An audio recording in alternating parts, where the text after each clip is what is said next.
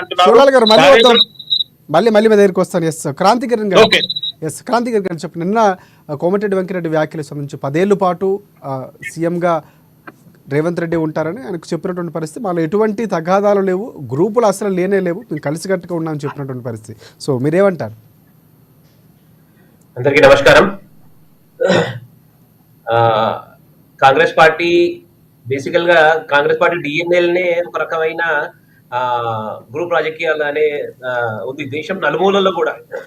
వీళ్ళు కాంగ్రెస్ పార్టీ ఒకసారి చరిత్ర చూసినట్లయితే అటు కోట్ల విజయభాస్కర్ రెడ్డి, ఎదురుమల్లి జనార్దన్ రెడ్డి, ఇటువంటి మహానుభావులు ఎంతో మంది ముఖ్యమంత్రి అయినరు. ఎవరు ఇలా గ్రూప్ రాజకీయాలు ఒక కాన్స్పిరసీస్ ఏ రకంగా ఉంటాయంటే ఎవరిని చక్కగా పరిపాలించవు అనే స్పష్టత సమాజానికి తెలుసు. కాంగ్రెస్ పార్టీలో ఉన్న అంతర్గత కలహాలు, newcomers versus old stalwarts కి ఎప్పుడు జరుగుతుంది. హనుమంతరావు గారంటే రేవంత్ రెడ్డి గారు పడదు, రేవంత్ రెడ్డి గారంటే జగ్గారెడ్డికి పడదు. ఈ అంటే ఇది బాహాయటంగా ఎన్నో సందర్భాలలో వీళ్ళు ఒకరినొకరు మాటలు అనుకున్న విషయం కూడా స్పష్టంగా చూస్తూ వస్తున్నాం.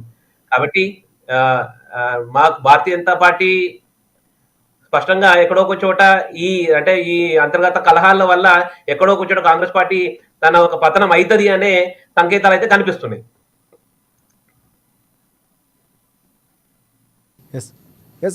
ముఖేష్ గారు మీరు చెప్పండి. పూర్తిగా రెండు వైపు పార్టీలు వాదనలు విన్నారు. మీరు వింటూనే ఇక వర్షం చూసుకుంటే అంటే నిజంగా అలాంటి పరిస్థితి అంటారు. ఎందుకంటే కాంగ్రెస్ పార్టీకి సంబంధించి ఇప్పటికే చాలామంది ముఖ్యమంత్రులు, అప్పుడు అందరూ ముఖ్యమంత్రుల రేసులో ఉన్నారు.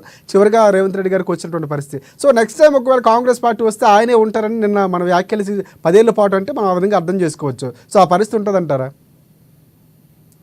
అయితే మనకు నిన్న చూసుకున్నట్టయితే 10 ఏళ్ల పాటు రేవంత్ సీఎం గా ఉంటారని చెప్పినటువంటి వ్యక్తి ఎవరు?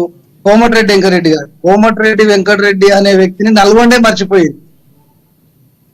ఈ రోజు ఆయన రాజకీయ భవిష్యత్తు ఏంది అనేది ఆయనకే ఒక కొత్త ప్రశ్నార్థకంగా మారింది.